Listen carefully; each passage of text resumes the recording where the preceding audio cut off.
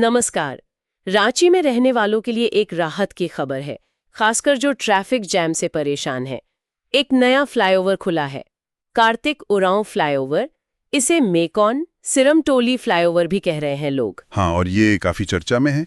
कहा जा रहा है कि ये पूर्वी भारत का सबसे लंबा केबल स्टे ब्रिज है, मतलब रेलवे लाइन के ऊपर जो बना है। अच्छा, तो आज हमारे पास इससे जुड़े कुछ दस्तावेज हैं। हम समझने की कोशिश करेंगे कि ये इतना खास क्यों है, कैसे बना और शहर के लिए इसके क्या मायने हैं। तो चलिए देखते हैं जरा इफ इंजीनियरिंग के कमाल को। बिल्कुल, ये सिर्फ एक और पुल नहीं है। जैसा कि ये जानकारी बता रही है, ये इंजीनियरिंग की काबिलियत और तेजी से काम पूरा करने की एक मिसाल है। इसका उद्घाटन भी अभी हुआ है, 5 जून को, पर्यावरण दिवस पर मुख्यमंत्री हेमंत सोरेन ने किया। तो उम्मीद है रांची की सड़कों पर अब ट्रैफिक का बोझ कुछ कम होगा। हाँ, मुख्य उद्देश्य तो यही था, ट्रैफिक जैम कम करना, यातायात को आसान बनाना। और ये काउंटरटोली के बाद राज्य सरकार का दूसरा बड़ा फ्लाईओवर है ना शहर के लिए। जी हाँ, लेकिन इसकी सबसे अलग बात, जैसा आपने कहा, वो इसका डिजाइन है। हाँ, वही सबसे दिलचस्प लग रहा है। केबल स्टे ब्रिज, ये क्या होता है? ठीक। देखिए, जानकारी के मुताबिक ये रेलवे लाइन के ऊपर बना पूर्वी भारत का सबसे लंबा केबल स्टे ब्रिज है।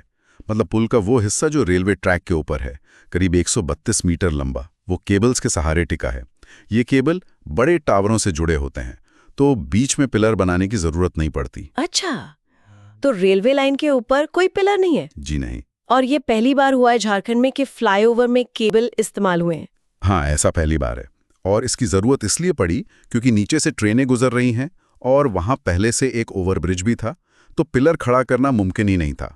इन दस्तावेजों में यह भी लिखा है कि इसके लिए खास तौर पर मलेशिया से 72 केबल मंगवाए गए। अरे वाह, मलेशिया से! तो जाहिर है ये कोई आसान काम नहीं रहा होगा।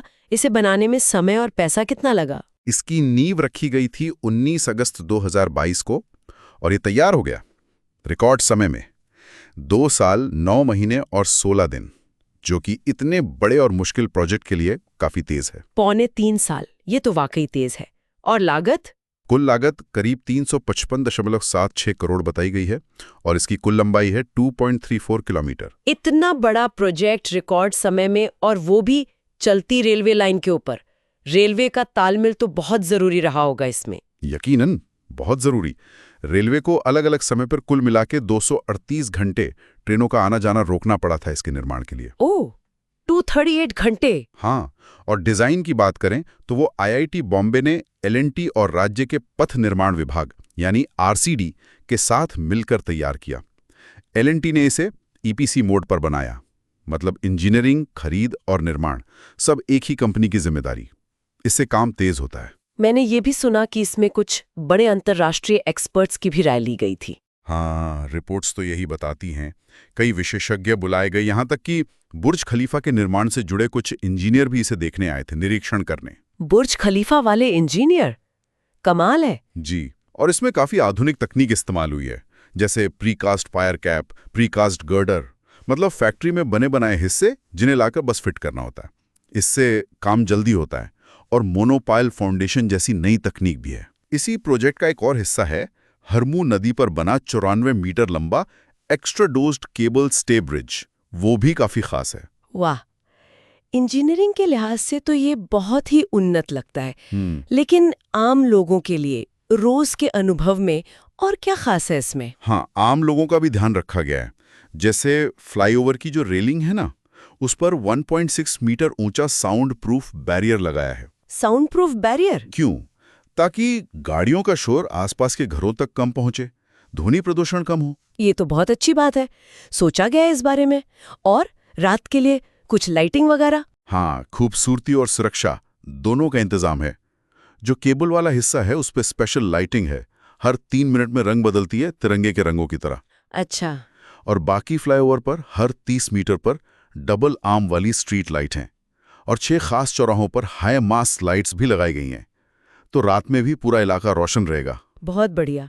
अच्छा, अगर किसी को इस पर जाना हो तो ये कहाँ से कहाँ तक जाता है? इसका रूट क्या है? ये शुरू होता है सिरमटोली चौक के पास से, फिर रेलवे लाइन और पुराने पुल के ऊपर से होता हुआ डोरंडा में राजेंद्र चौक गोलंबर तक जाता है, और फिर वहां से ये 2 हिस्सों में बढ़ जाता है। एक रास्ता नेपाल हाउस की तरफ जाता है और दूसरा डोरंडा पोस्ट ऑफिस की ओर। समझ गई। तो ये कई इलाकों को जोड़ेगा। जी हाँ। तो कुल मिलाकर देखें तो ये सिर्फ एक कंक्रीट का ढांचा नहीं है, ये मॉडर्न इंजीनियरिंग, तेज काम करने की क्षमता और शहर की जरूरतों का एक संगम है। बिल्कुल सही कहा आपने। और यहाँ एक सोचने वाली बात यह भी है कि कैसे दुनिया भर की विशेषज्ञता, जैसे आपने कहा बुर्ज खलीफा के इंजीनियर या मलेशिया से आए केबल, और भारत की अपनी डिज़ाइन क्षमता जैसे आईआईटी बॉम्बे, ये सब मिलकर इतने मुश्किल प्रोजेक्ट्स को मुमकिन बना रहे हैं, वो भी चलती हुई रेलवे लाइनों जैसी चुनौतियों के बीच। ये दिखाता है कि भविष्य में भारत के बड़े इंफ्रास्ट्रक्चर प्रोजेक्ट्स किस दिशा में जा सकते हैं ना। बिल्कुल, ये भविष्य के लिए एक अच्छा संकेत है।